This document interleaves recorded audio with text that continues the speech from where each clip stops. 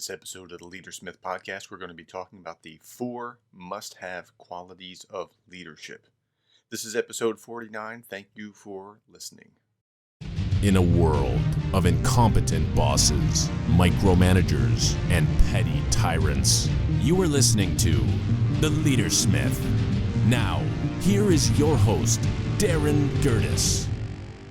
Okay, so the topic today is the 4 must-have leadership qualities. That's the title of an article from Entrepreneur Magazine. It was written by Richard Trevino. He is an international leadership consultant, coach, and writer. And he outlines 4 leadership qualities, and I'm going to go over those, and I'm going to give you a little bit of my own thoughts as we go along the way. He says this: well-known, successful business people often share qualities that make them great leaders. That's the first line. True. There's nothing wrong with that. That's right. There's often a certain shot group or a certain pattern of things that we associate with good leadership. He goes on to say there's as few as 7, as many as 40 leadership traits to develop. There's the jury's out on how many leadership traits there are, and that he's even talking about traits tells me that he's a little bit off to begin with. So he's talking about these 4 essential qualities. How he identified 4 is kind of a mystery, but it's not that these 4 are wrong. But that he's talking about traits is part of the initial problem. So let me back up and tell you a story. So I was talking to a psychologist once, and we were just chatting, and I found out he's a psychologist. Oh, that's interesting. He finds out what I do. Oh, that's interesting. He says to me, so that's interesting. Leadership, organizational leadership degree. So tell me, with that background, what are what traits make a great leader? And I said, well, you're starting in the wrong place, because it's not about what traits. What you want to do if you want to be a good leader is simply care about your people, and then the other things flow naturally from that. But if you're just trying to say, well, he's bold and he's courageous and he's this and he's that, then you're looking at it all wrong, because you're just looking at the leader. You're not looking at what he's going to actually do. Anyway, so I'm digressing here. Let's get back to the article and look at his qualities. So the first one is, he says this: quote, there are really just 4 leadership qualities that are true must-have for great leaders, unquote. Okay, I don't believe this. I think that he's wrong just from the get-go, that there's just 4. Now, that being said, I don't think he's wrong in necessarily choosing particular qualities. I just don't think that this is I think he's incomplete. Let me put it like that. Okay, the first one is vision. And he says this, quote, the most successful business people of the modern era don't just sell products. Often they're motivated by a personal vision of how they'd like the world to be, according to trainer and fabulous bodybuilder or body founder Akasha Seaward. Quote, very successful people strive every minute of their day to turn their vision into reality, unquote. And he goes on to talk about how Bill Gates had a clear vision of a computer on every desk, and that money and fame are rarely the inspiration for great leaders, because they're really interested in making some achievement or making a difference or something along those lines. Okay, so as far as that goes, he's not wrong. It's not that they don't need a vision. They often do need a vision.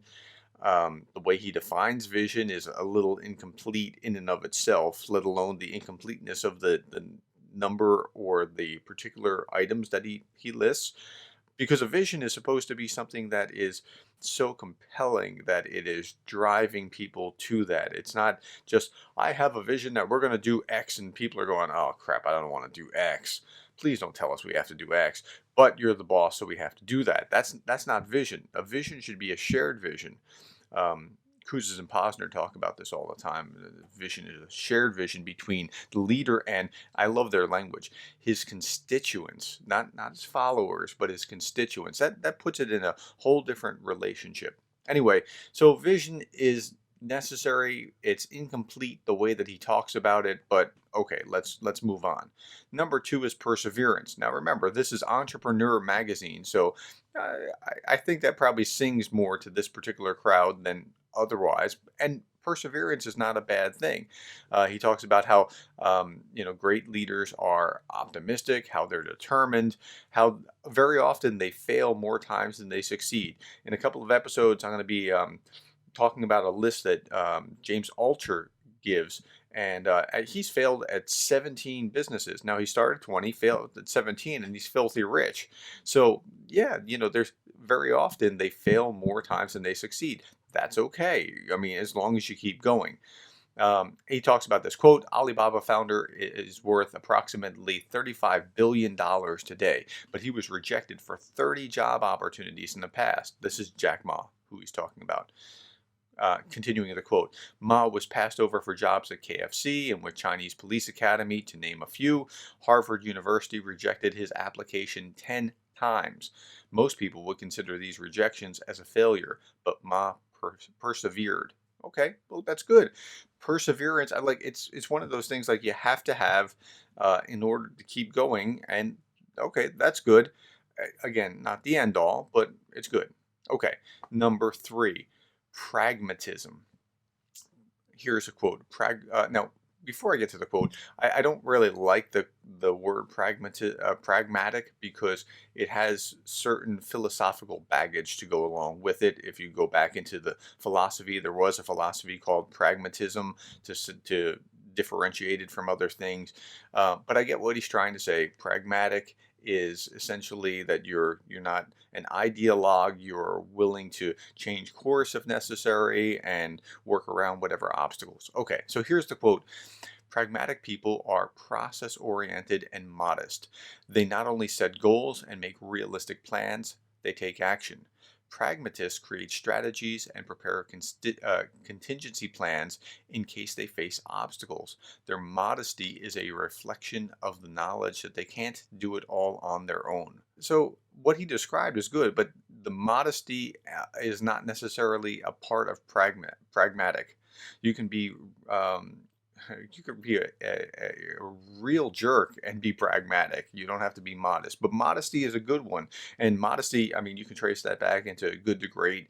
Um, Jim Collins found that the best leaders with a strong mix of humility and will, and so I got to give him points for the modesty one, but that's not necessary. That doesn't necessarily flow from pragmatism. Pragmatism, as he defines it, working around plans is probably a good thing. I teach in my organizational change class that we talk about strategic change, and when we first start out dealing with strategic changes, but over time that shifts, and you have to look at many companies were not just strategic in the way that they operated, but they ran into some new opportunity and they said, what if we did that? And and they pivoted into some new opportunity, and it changed. 3M, we think of most now for the Post-it note, right? But 3M is really the Minnesota mining and manufacturing company. I mean, it was in a whole different place than where it is right now when it started. And many organizations are like that, so they have to be realistic and change with the times. And in his words, be pragmatic. Um, Again, pragmatism isn't the end goal. Now, the first three, I want to go back and talk about this. The first three are, I don't really have issues with. Vision, perseverance, and pragmatism, I don't have issues with. The fourth one now, I actually do. The fourth one is charisma. And he talks about, and a lot of people think that this is a absolute necessary, like you have to be charismatic to be a leader. No, that's nonsense. Now, there are a lot of charismatic leaders, that's true, but you don't have to be charismatic. It's one of these things that is a very popular myth in society that you have to be charismatic, but there are plenty of introverts that just operate differently in the way that they lead. So all you introverts out there, be comforted by that thought. Okay, so charisma he defines as the ability to communicate a vision. Yes, you do need to be able to communicate, but it doesn't mean that you have to be like a people person and like being out there and just draw strength from the crowd and people are just swooning in your presence. It doesn't have to be like that. He says this, that best-selling author Deep Patel believes that charisma means that you have storytelling ability, conviction, and empathy. Okay, generally those are good qualities for leaders to have. but it doesn't. It's not like he phrased this as the must-have qualities of leaders. You don't have to have charismatic traits in order to be successful. And so I'm going to take issue with this one.